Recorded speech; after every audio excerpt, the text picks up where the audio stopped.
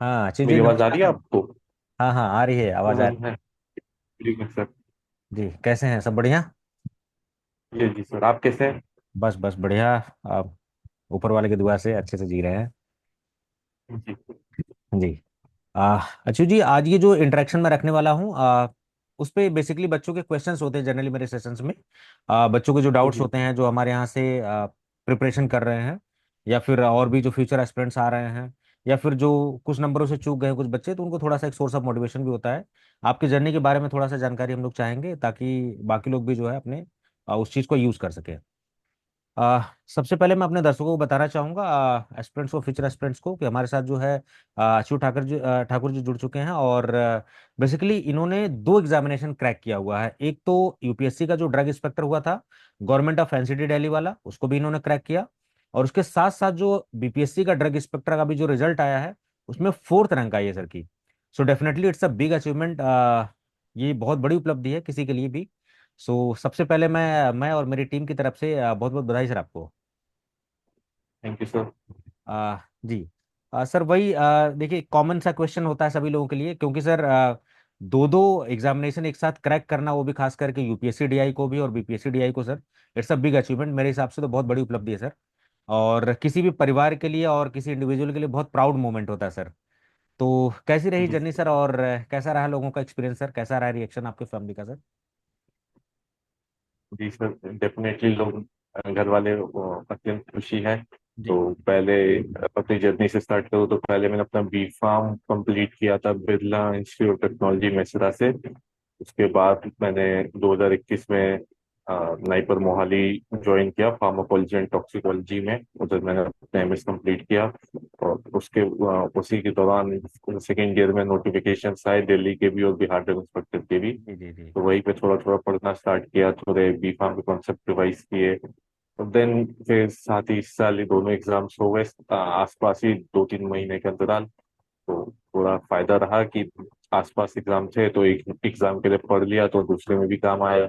जी तो जी। भगवान के पास से रिटर्न निकल गया। और तो इंटरव्यू में फिर देखिए, आपके बीपीएससी में तो आपके इंटरव्यू वाला वीडियो हमने देखा था। हाँ, वो इंटरव्यू जो गाइडेंस पॉइंट्स प्रोग्राम बनाए चलाया हुआ थे था सर। आपने, जी जो आपने था वो मैंने देखा, नोट्स किए थे कि ये पढ़ना है, जी अपने जी पर्सनल क्या क्या बताना है, नहीं करना है, क्या नहीं करना है। क्योंकि जनरली नेट पे बीपीएससी ड्रग इंस्पेक्टर के इंटरव्यू रिलेटेड इतना गाइडेंस नहीं होता है। जी जी। लोग ज्यादातर कहते हैं कि नहीं, इस तुम आईएएस पीसीएस वाले वीडियोस देख लो, उससे पता चल जाएगा। बट आपने स्पेसिफिकली बताया था कि ऐसे वो करना है, तो वो जरूर काम आया। तो उसके लिए बहुत बहुत धन्यवाद सर। जी बिल्कुल आज सर। हम जी। बहुत भगवान की कृपा से हो गया दोनों एग्जाम में। बिल्कुल सर। देखिए, मैं एक ऐसा इंडिविजुअल मेंटर हूँ, मैं कभी भी अपने प्लेटफॉर्म के अपनी क्रेडिट नहीं लेता। मैं हमेशा क्रेडिट उन एस्पिरेंट्स को देता हूँ, क्योंकि सर मेहनत आपकी है, आपका डेडिकेशन है, और आपकी जो जर्नी रही है सर, वो सारा कुछ क्रेडिट सर आपको ही जाता है। हम एक सोर्स हैं सर, एक माध्यम है। क्योंकि सर मेरा ऐसा स्ट्रांग बिलीफ है कि हमारी फील्ड बहुत बड़ी नहीं है।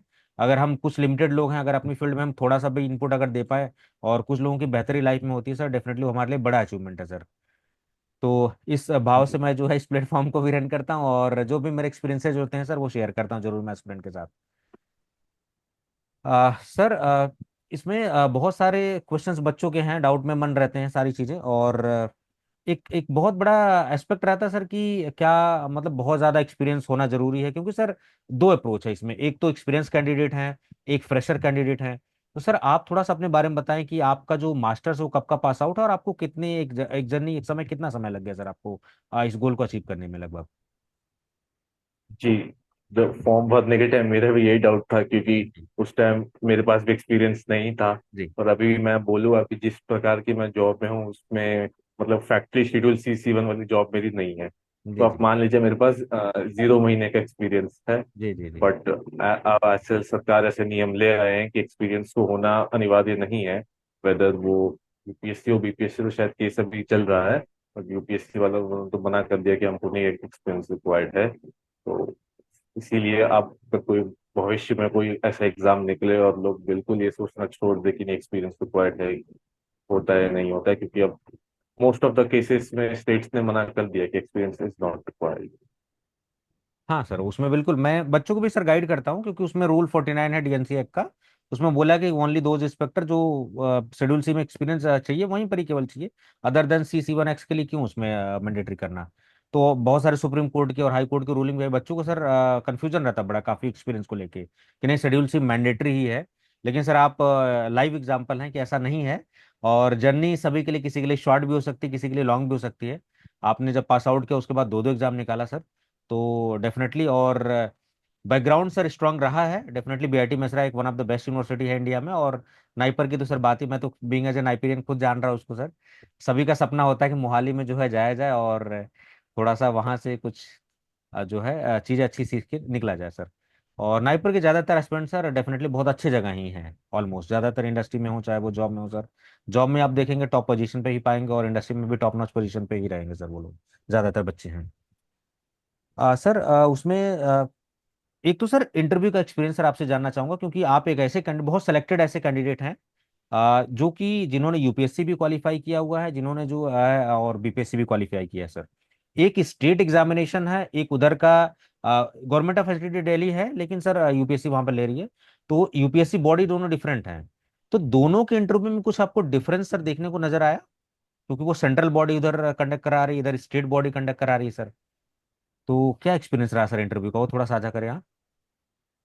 जी, जो बिहार स्टेट का इंटरव्यू था बीपीएससी ड्रग इंस्पेक्टर का था, हम्म। वो लोग थोड़ा टेक्निकल क्वेश्चन ज्यादा पूछ रहे थे। उतना अपने फार्मा के। डीप तो कोई नहीं किया फार्मा के, जैसे व्हाट इज सोल्यूशन हम्म। और एक्सीलरेटेड स्टडीज का आपको आइडिया है क्या होते हैं, या फिर प्रोजेक्ट रिलेटेड पूछ लिया कि आप कर रहे थे तो डोजिंग, जैसे मैं फार्माकोलॉजी का हूँ तो मेरे प्रोजेक्ट के बारे में पूछा, मेरे डोजिंग रेजिमेंट का सब एक्यूट है उससे रिलेटेड क्वेश्चन पूछा।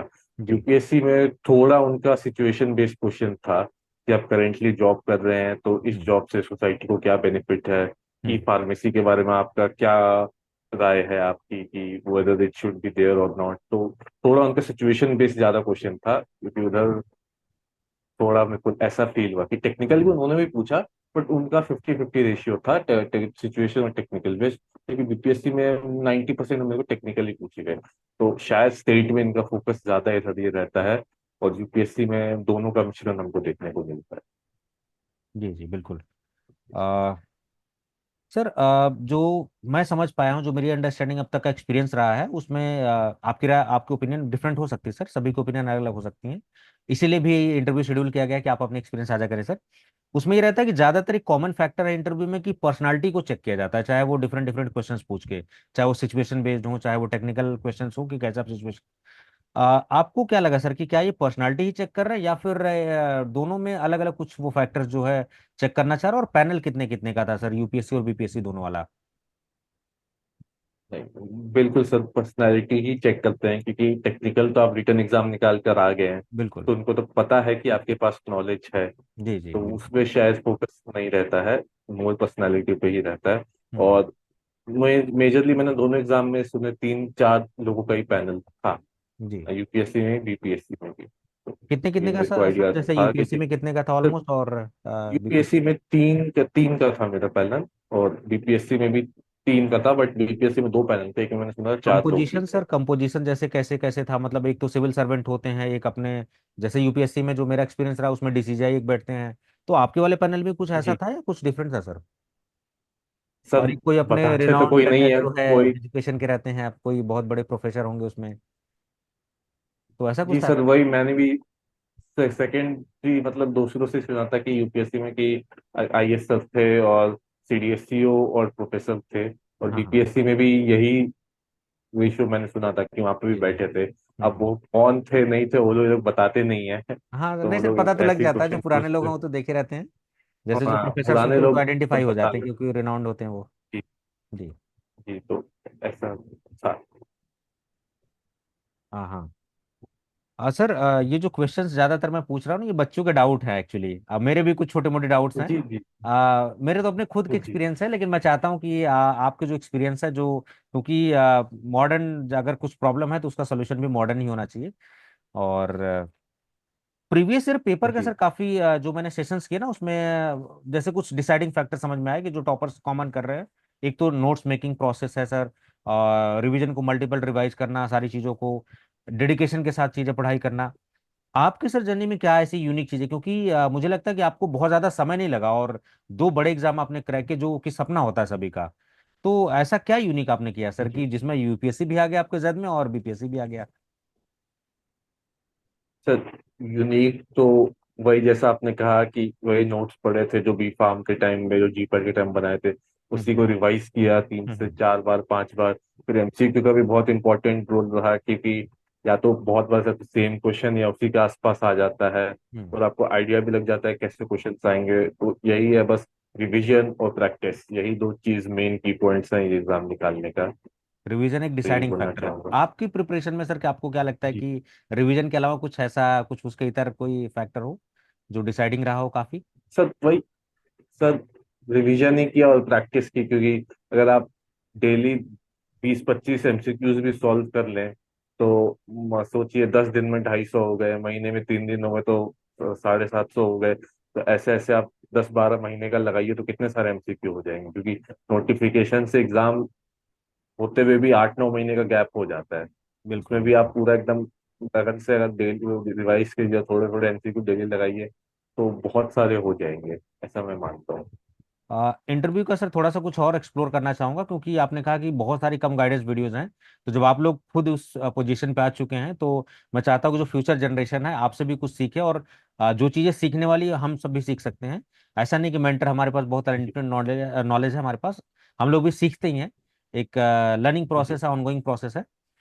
तो इसमें सर जैसे पर्सनालिटी का तो मेनली ये चेक ही करते हैं, और टेक्निकल क्वेश्चंस होते ही होते हैं। उसके साथ जी। साथ सब्जेक्ट्स कौन कौन से इसमें टेक्निकल में जैसे रेफरेंस पूछे जाते हैं ज्यादातर, जो मैंने ऑब्जर्व किया कि जूरिस्प्रूडेंस पे काफी इनका फोकस रहता है। ऐसा है क्या सर, क्या जूरिस ये वगैरह पे सर, काफी फोकस रहता है इनका?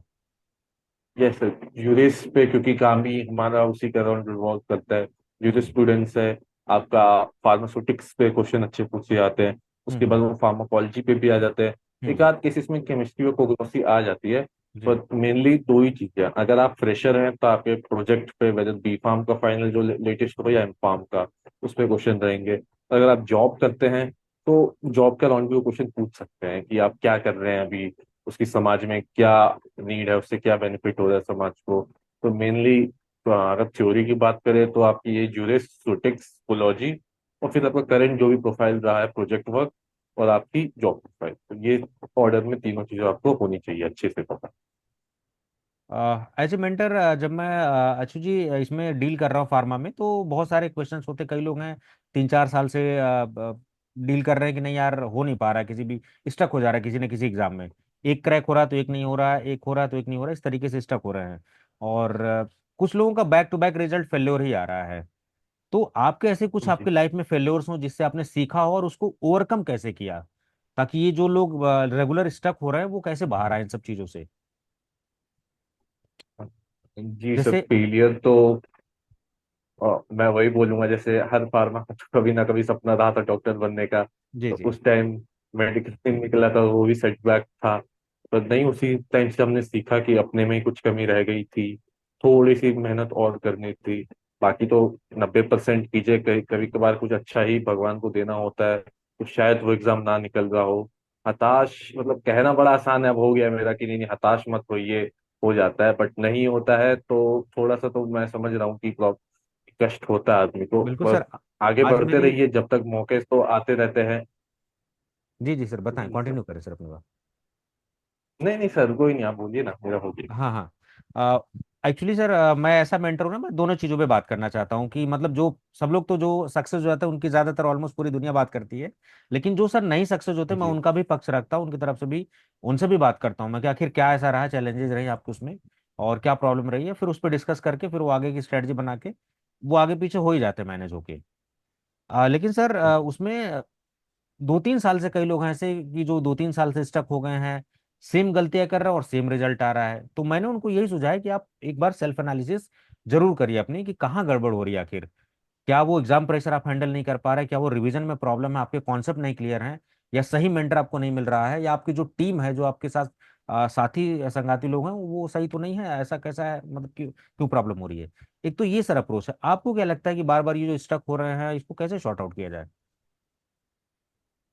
ये सब बिल्कुल सेल्फ एनालिसिस तो करना चाहिए कि क्या हाँ अफेक्ट कर रहे हैं, या तो आपके कॉन्सेप्ट में प्रॉब्लम है, या प्रेशर फॉर एग्जाम पर आप पे हावी हो जा रहा है, जी। या फिर थोड़ा सा कम प्रैक्टिस है, कि टाइम की दिक्कत है कि आप उपयुक्त टाइम में सारे क्वेश्चन सॉल्व नहीं कर पा रहे हैं, तो उस पर ध्यान दे।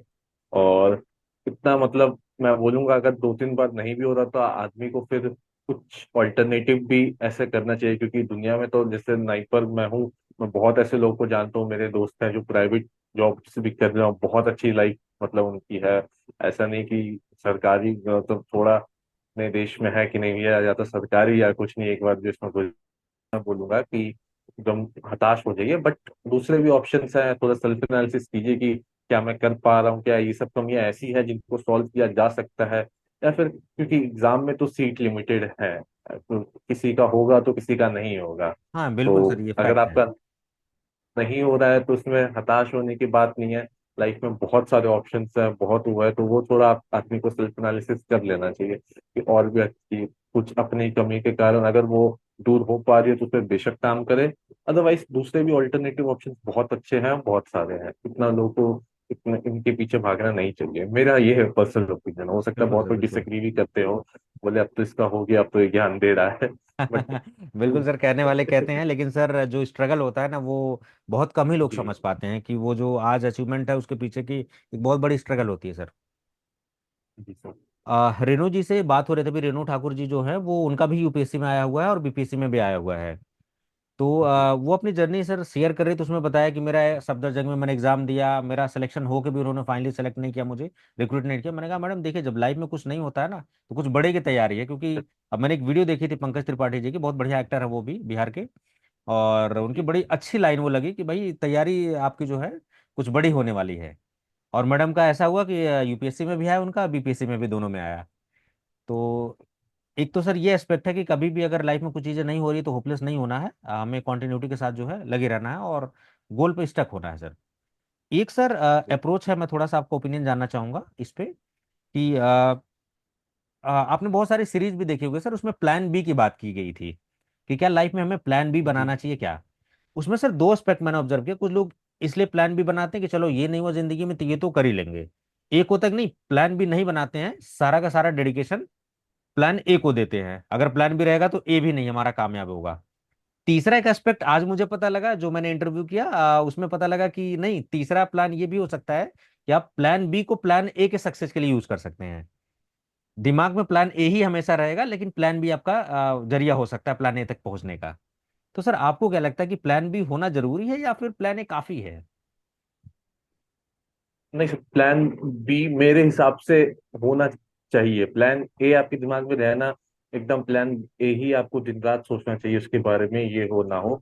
बट एक मेंटल पीस के लिए आदमी की रहना चाहिए कि नहीं यार, प्लान बी भी है, अगर नहीं हुआ 1% भी तो मेरे पास कुछ और है। हम्म। अदरवाइज जरूर बेशक आप प्लान ए में रहिएगा, हो गया तो बहुत अच्छा है, कोई इसमें दुख की बात नहीं। बट अगर नहीं हुआ, या बीच बीच में ख्याल आते हैं जरूर आदमी का कि अरे यार नहीं हुआ, तो कहना बहुत अच्छा था, सोचो मत, ध्यान दो सिर्फ उस पे। बट मेरे हिसाब से प्लान बी का एक, जब आप कोई जर्नी स्टार्ट करने ही जा रहे हो तो हमेशा दो प्लान लेकर चले कि हाँ ये हो गया तो अच्छी बात है, नहीं हुआ तो मेरे पास एटलीस्ट ये चीज है, ये मैं कर सकता हूँ, कोई दिक्कत नहीं। और उसको फिर करना चाहिए कि फिर ऐसे प्लान ए को फिर पॉजिटिव वे में लेना चाहिए कि नहीं, अगर ये हुआ तो अच्छा होगा मेरी लाइफ में, बट नहीं हुआ बट स्टिल मेरे पास ये है। क्योंकि eight the end of the day आपको बस खुश रहना है लाइफ में, मेन जी गोल जी। लाइफ का है कि खुश रहिए। आप XYZ जॉब में चले जाइए, अगर आप खुश नहीं है तो उस जॉब को कोई मतलब नहीं हुआ।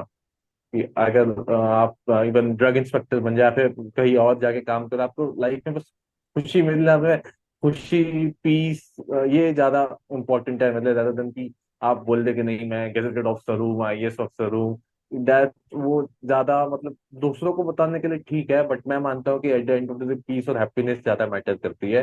तो लाइफ प्लान बी भी रखिएगा तो थोड़ा सा माइंड में पीस रहेगा कि अगर ये नहीं हुआ तो मेरे पास ये है। तो ये मेरी राय है इस बिल्कुल मामले सर में बिल्कुल, सर। सबकी राय अपनी हो सकती है और डिफरेंट भी हो सकती है।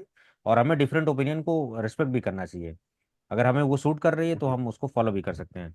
एक सर बड़ा कंट्रोवर्शियल मुद्दा था, हालांकि मैं कंट्रोवर्सी के लिए नहीं ये क्वेश्चन पूछ रहा हूँ, मैं आपको क्लियर कर दूं सर। उसमें सर ये था कि संजीव सान्याल एक थे चीफ इकोनॉमिक एडवाइजर, उसमें सिविल सर्विसेज के अटेम्प्ट को लेकर उन्होंने बोला कि हमारी जो युवा जनरेशन है उसको प्लान बी के लिए भी जाना चाहिए, अदर ऑप्शन के लिए भी सोचना चाहिए। बहुत देरी तक सिविल सर्विसेज की प्रिपरेशन करना या किसी एग्जाम के प्रिपरेशन करना वो बहुत बुद्धिमानी भरा फैसला नहीं है सर। तो ऐसे में सर उन्होंने एक बड़ी इंपॉर्टेंट बात बोली कि हमारे जो समाज में है या हमारी जो फ्यूचर जनरेशन, उसमें पॉवर्टी ऑफ एस्पिरेशन है, मतलब हम सपने ही नहीं देख पाते। हमारे पास केवल एक ही दो ऑप्शन होता है कि नहीं बेटा डॉक्टर बन जाओ, या तो इंजीनियर बन जाओ, या तो ये बन जाओ। और अपने फार्मा में सर जो मैं जो टीचर जब मैं ऑब्जर्व कर पा रहा हूँ, थर्ड ईयर फाइनल ईयर के बच्चों को ये भी नहीं पता कि मैं क्या क्या कर सकता हूँ, हाईएस्ट पोजीशन कहाँ गेन कर सकता हूँ सर। तो इस पे सर थोड़ा जी सा आपका सुझाव जानना चाहूंगा कि क्या हमें बहुत ज्यादा अवेयरनेस होनी चाहिए, या लैक ऑफ एस्पिरेशंस वाला जो ये है सर।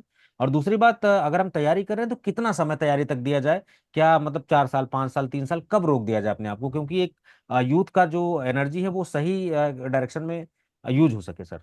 तो ये दो एस्पेक्ट है सर, दोनों पे थोड़ा अपना आप अगर सुझाव दे पाए सर, तो बच्चों को काफी हेल्प होगा डिसीजन लेने में जिंदगी में।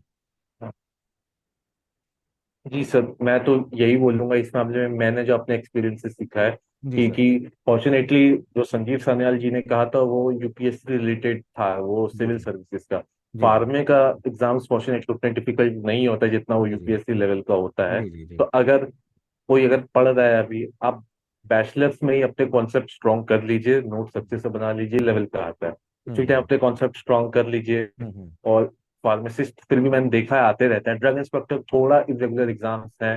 तो फॉर्चुनेटली था कि मेरे टाइम पे दोनों एग्जाम्स आ गए, अदरवाइज ये भी 6 से 7 7 साल पहले ही आए थे। तो आप अपने साथ साथ या जॉब या फार्मासिस्ट या एम या प्राइवेट में जॉब कुछ भी करते रहिए, और साथ हम्म साथ साथ अपने कॉन्सेप्ट को रिवाइज करते रहिए। हम्म जैसे ही नोटिफिकेशन आएगा उसको करके भर दीजिए। मेरे को इस क्योंकि ऐसा बोला गया है कि नहीं, अब एक्सपीरियंस नहीं मैंडेटरी है, बट हम्म अगर दो कैंडिडेट है, जिस एक के पास एक्सपीरियंस है एक के पास जॉब का एक्सपीरियंस नहीं है, तो ऑब्वियसली पैनल फर्स्ट वाले को प्रेफर करेगा, क्योंकि उनके पास ज्यादा एक्सपीरियंस है, वहां से वो अच्छे क्वेश्चंस पूछ सकते हैं।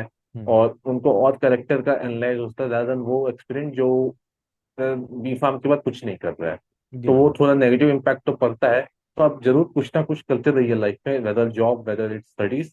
और ये हम्म सब एग्जाम्स का फॉर्म जैसे ही आए उस टाइम भर दीजिए। और अपने हम्म कॉन्सेप्ट अगर आपको क्लियर है, तो प्रैक्टिस से 5 से 6 महीने में मैं मानता हूँ कि नहीं लगेगा कोई भी एग्जाम क्रैक करने में, हम्म एटलीस्ट इन फार्मा। फार्मा में तो यह है कि हो जाते हैं अगर आपके बेसिक कॉन्सेप्ट बी फार्म के टाइम से ही है, क्योंकि मैंने भी अभी जो नोट्स पढ़े जो कि ये सब बी फार्म लेवल के टाइप ही सारे हम्म। किए हैं। जी जी मोस्टली थोड़ी एक्सटर्नल हेल्प जरूर ली थी, बट जी जी मेजरली मेरे नोट्स थे वो बी फार्मा में जो पढ़ाए थे वही सब किए थे। जी तो जी। ये थोड़ा मेरा इसमें ओपिनियन है। बिल्कुल बिल्कुल। तो एक एस्पेक्ट है कि मतलब इसमें वो बहुत ज्यादा लॉजिक फिट नहीं बैठता अपने फार्मा फील्ड में, कि कब तक तैयारी की जाए। अगर हम डेडिकेशन के साथ साल 2 साल भी देते हैं तो काफी टाइम होता है तो हो फार्मा जाता में किसी भी एग्जाम है। को जी क्रैक सर। करने के लिए। जी सर। तो वो सिविल सर्विसेज वाला एस्पेक्ट यहाँ नहीं आता कि नहीं हमें 4 5 10 साल लगने की जरूरत है, डेडिकेशन की बहुत नहीं जरूरत सर। है। जी सर। अच्छा सर, ये मोटिवेशन वाला फैक्टर आजकल ना बड़े रील्स वील्स चल रहे हैं, मैं देखिए बड़ा ओपन क्वेश्चन पूछता हूँ सर, कि बच्चे थोड़ा सा रील देखते हैं और मोटिवेट हो जाते हैं, और बहुत सारे टीचर्स हैं उनकी शॉर्ट वीडियोज आती रहती हैं, वो देखते रहते हैं। तो इससे एक प्रॉब्लम बहुत बड़ी है कि मतलब वो जो अटेंशन है ना, वो अटेंशन स्पैन काफी कम हो गया है। और वो जो एक्सटर्नल वो मोटिवेशन ले रहे हैं थोड़ी देर के लिए, 10 20 मिनट के लिए होता है, फिर वो जैसे जाते हैं फिर उनका मोटिवेशन गायब, और फिर समझ में नहीं आता। तो ऐसे बच्चे फिर फ्रस्ट्रेट होकर मेरे पास फोन करते, मैसेज करते। मैंने कहा मैं उनको सर एक ही सुझाव देता हूँ कि आपका जो सोर्स ऑफ मोटिवेशन है वो आपके रीजन से जनरेट होता है, कि आप किस वजह से इस यहाँ पर आए हो। आप जी दिल्ली में अगर हो, आप बाहर हो, या आपके लिए फाइनेंशियल मोटिवेशन हो सकता है, भाई शादी मेरी बढ़िया हो जाए, परिवार के लिए मैं बहुत अच्छी जिंदगी source of motivation could be different. तो आपका जो सोर्स ऑफ मोटिवेशन वो स्ट्रांगली डिसाइड होता है कि आप किस एम से आए हो यहाँ पर, अपना एम एंड ऑब्जेक्टिव क्लियर रखो। आपका सर इस पे क्या सोचना है कि अगर लो फेजेस भी चल रहे लाइफ में तो कैसे अपने आप को हम लोग स्ट्रांग रखें, और कैसे उसको ओवरकम कर लें? आपने कैसे अपने टाइम पे जो है अप्रोच किया इस सब चीजों को? जी सर, मैं आप ही के सारे ओपिनियन से एग्री करता हूँ कि जी बाहर वाला मोटिवेशन उसको एम्पलीफाई करने के लिए काम आ सकता है, पर असली मोटिवेशन आदमी के अंदर से ही आता है। कि जी। जब भी दो फेजों की मैंने किया क्यों था, ये मैं क्यों कर रहा हूँ, या घर हम्म वालों की थोड़ी फैमिली कंडीशन अच्छी नहीं उसको अच्छा करना है, या हम्म। मुझे सोसाइटी में रेस्पेक्टेबल जॉब चाहिए वो बिल्कुल। उसमें। तो ये आदमी के अंदर से ही आता है, वो मैं और आप बोल दे 10 मिनट 15 मिनट रहेगा, बट असली जो आदमी के अंदर से निकलता है, खुद ही निकलता है कि मेरे को लाइफ में अगर कुछ बड़ा एम, कुछ बड़ा अचीव करना है, तो फिर उसके लिए मेहनत के लिए अंदर से ही आएगा। उसको दूसरा कोई बस आपको एम्पलीफाई कर सकते हैं कि हाँ तुम सही कर रहे हो। ऐसे बहुत सारे एग्जाम्पल है जिनका एक एग्जाम नहीं निकला, उन्होंने दूसरा एग्जाम क्रैक कर लिया। जी आप जी बस जी वही तक उनको बोल सकते हैं कि नहीं आगे अच्छा होगा।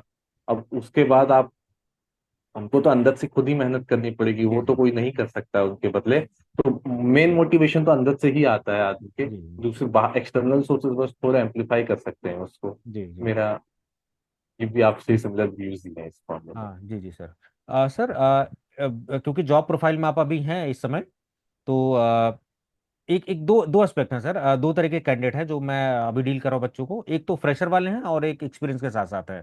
तो ये वाला क्वेश्चन बड़ा कॉमन है, मैंने दो तीन लोगों से पूछा, ये तो सबके अपने अपने ओपिनियन थे कि ये जो फ्रेशर कैंडिडेट हैं वो अपने पढ़ाई के साथ कैसे मैनेज करें, और जो जॉब वाले लोग हैं वो कैसे मैनेज करें सर। तो आपका थोड़ा सा व्यू जानना चाहूंगा, हो सकता है कि आपके जो व्यूज हों काफ़ी अच्छे हों और लोगों को हेल्पफुल भी हो सर। तो आप थोड़ा सा अगर शेयर करना चाहें तो सर प्लीज़ शेयर करिए दोनों एस्पेक्ट पे।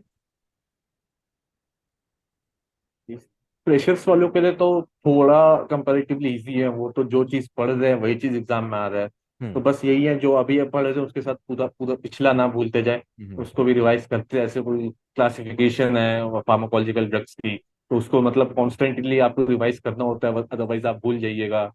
ऐसी similar tablets, diluents, fillers, capsules के साइजेस, ये सब थोड़े जो जो ऐसे होते हैं ना, क्विक मेमोरी होता है, आप पढ़िएगा और उसको 4 दिन में भूल जाइएगा अगर उसको रिवाइज नहीं किया, वो थोड़ा रहना चाहिए। जी उनके लिए वर्किंग एक्सपीरियंस के लिए जरूर डिफिकल्ट होता है, क्योंकि वो उन्होंने पढ़ाई छोड़ दी होती है। तो एक बार जो चीज आप छोड़ दे तो थोड़ा रिकॉल करना, भले आपकी मेमोरी में पीछे वो रह जाती है, अगर आपने अच्छे से उस टाइम कॉन्सेप्ट क्लियर हो, तो थोड़ा टफ होता है। बट आप बीच बीच में टाइम निकाल के, अगर आप जॉब में ट्रैवलिंग करते हैं तो उस बीच थोड़ा पढ़ ले, या फिर बीच में आपको लंच ब्रेक मिला है तो थोड़ा सा 5-10 मिनट रिवाइज कर ले, या वीकेंड को अच्छे से यूटिलाइज करे हम्म। कि कम एटलीस्ट 5 से 6 घंटे में वीकेंड में तो निकाल लूँ। थोड़ा सा रहता है 7 दिन 5 दिन तो थोड़ा स्ट्रगल रहता है। जॉब के साथ मैं नहीं ऐसे बोलने क्लेम कर सकता, नहीं नहीं जॉब के साथ ये 6-6 घंटा पढ़िए, क्योंकि मैंने भी देखा पॉसिबल नहीं होता है। अगर आपकी डे नाइट जॉब हो कि आप सुबह जाए रात को आए, तो उतना नहीं बचता है। तो बीच बीच में ट्रैवलिंग के बीच टाइम निकाले, या ऑफिस में अगर बीच में टाइम मिल रहा है खाली, उधर निकाले, और वीकेंड को अच्छे से यूटिलाइज करें। बाकी फ्रेशर्स का यही है कि जो वो कर रहे हैं उसी को कंटिन्यू करते रहे, बस पिछला ना भूले, क्योंकि 4 साल का पूरा लेखा जोखा आता है वो एग्जाम्स में जो भी है। तो एटलीस्ट अगर आप 6 सेमेस्टर में हैं तो पहले 4 भी अपने माइंड में रखिए, 8th में है तो पहले 6 भी रिवाइज करते रहिए। तो ये मेरा मानना है सर। जी जी जी। सर काफ़ी सारी चीज़ें तो क्लियर हो गई हैं, और आपके व्यूज़ भी काफ़ी बहुत अच्छे हैं, इम्पैक्टफुल है काफ़ी, और डेफिनेटली ये मदद करने वाले हैं। क्वेश्चन तो सर लिस्ट ऑफ क्वेश्चंस काफ़ी सारे हैं, डाउट्स अगर हम इसको सारे को कवर करेंगे तो बहुत लंबा सेशन हो जाएगा। समय आपका भी सर इंपॉर्टेंट है। एक आध सवाल जो इंपॉर्टेंट है सर आपसे थोड़ा सा जान लेता हूँ उसको और भी। सर जी एक ग्रुप स्टडी का रहता है कि कुछ लोग इंडिविजुअल भी स्टडी करते हैं, वो भी लोग भी सिलेक्ट हो जाते हैं। कुछ लोग ग्रुप स्टडी करके नहीं भी सिलेक्ट होते और सेलेक्ट भी हो जाते हैं। जिनकी टीम अच्छी होती है, जिनकी सोच विचार मिलती है, जिनके एम ऑब्जेक्टिव सेम होते हैं, वो हो जाता है सर। तो ग्रुप स्टडी कितना कारगर है सर, अगर खास करके हम कंपटीशन की तैयारी कर रहे हैं। सेमेस्टर का तो एक अलग नजरिया है सर, लेकिन कंपटीशन के लिए ग्रुप स्टडी कितना सर इंपॉर्टेंट है। तो ग्रुप स्टडी इम्पोर्टेंट है, मैं बोलूंगा ऐसा नहीं है कि ग्रुप स्टडी नहीं है। आप मतलब लोग, बहुत लोग होते हैं जो अकेले भी कर लेते हैं, ग्रुप स्टडी में भी करते हैं, वो तो हम्म। सबका अपना इंडिविजुअल एक्सपेक्ट है। जी बट जी हाँ ग्रुप स्टडी मैं मानता हूँ इम्पोर्टेंट है, बशर्ते ग्रुप आपका अच्छा हो। वो आपको 2-3 बार में पता चल जाएगा कि आप सही में स्टडी करना है, या फिर उन लोग का ऑब्जेक्टिव ही थोड़ा है कि नहीं चलता है यार, मौज मस्ती करते हैं, थोड़ा हाँ हाँ हाँ। थोड़ा थोड़ा करते हो गया ठीक है, नहीं हुआ तो जी क्या ही फर्क पड़ रहा है। जी जी। ऐसे ना हो, क्योंकि बहुत सारी चीज मैंने भी अपने फ्रेंड्स के साथ जो प्रिपेयर किया था कि 3-4 चीजें मैं भी मिस कर देता था कि कॉन्सेप्ट, तो वहां से वो लोग भी जरूर बताते थे कि यार ये चीज पढ़ी, ये क्वेश्चन किया, ये कॉन्सेप्ट किया। तो मेरे को ग्रुप स्टडी ने हेल्प किया, क्योंकि फॉर्चुनेटली लाइफ में मेरे को अच्छे लोग मिले हैं, मतलब जी जी सीनियर हो या मेरे ही बैचमेट्स हो, तो जी वो जी अच्छे थे, तो उन्होंने मेरी बड़ी ग्रुप स्टडी में पढ़ाई की बड़ी हेल्प हुई। तो वही एक तो पहला लोग का इंडिविजुअल है, बहुत लोग का अकेले ही पढ़ाई होती है, बहुत लोग ग्रुप में कर पाते हैं। तो उस पर ऐसा नहीं सोचना कि यार मैं अगर ग्रुप में नहीं पढ़ पा रहा हूँ तो मेरे में कोई कमी है। नहीं, वो आपका स्टाइल है, वो एकदम सही है। बहुत लोगों ने इंडिविजुअल स्टडी करके भी बहुत अच्छी अच्छी चीजें की हैं। जी जी। और ग्रुप अगर आप जा रहे हैं तो बस ध्यान रखिए कि ग्रुप भी सीरियस हो आपके जैसे। हम्म। तो वो थोड़ा 3 4 बार में पता चल जाएगा कि ग्रुप का क्या है, क्योंकि फिक्स टास्क रहते हैं कि ये पढ़ के आएंगे वो पढ़ के आएंगे। अगर 2 3 देख रहे हो नहीं हो पा रहा है तो समझिए कि ग्रुप उतना अच्छा नहीं है। तो जी जितना जी बेहतर होगा आप फिर इंडिविजुअल पे ही फोकस कीजिए, अगर आपको ग्रुप नहीं मिल पा रहा है तो। जी जी जी। आ, सर बस आखिरी सवाल से जो है वाइड अप करूंगा इसको।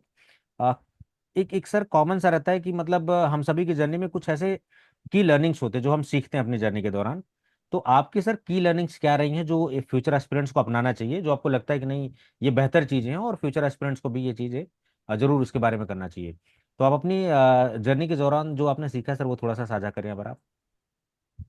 जी सर, की लर्निंग सही है सर, रिवाइज कीजिए आप, क्वेश्चंस हम्म, प्रैक्टिस कीजिए, और थोड़ा ऊपर जो शक्ति है उस पर भरोसा रखिए।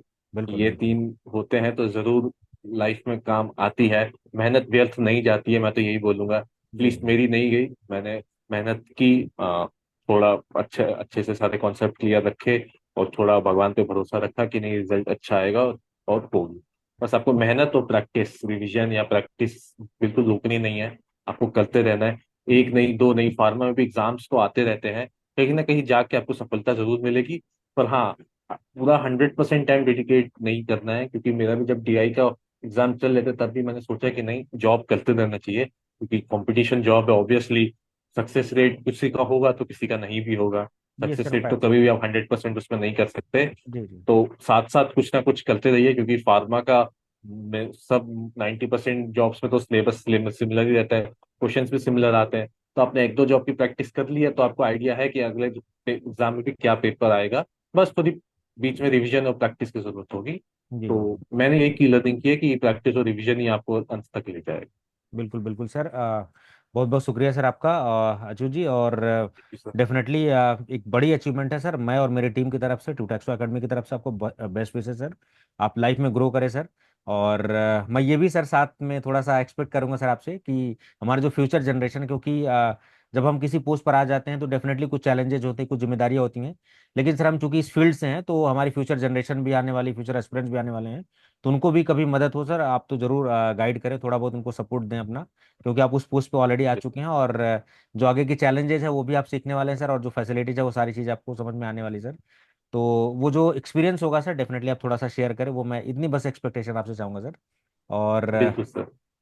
Thank you so much sir for your valuable time, आपने बहुत अच्छा थैंक यू समय सर। दिया। और sir thank you sir. Session भी काफ़ी शानदार रहा है सर, नो डाउट बेहतरीन सेशन है सर ये।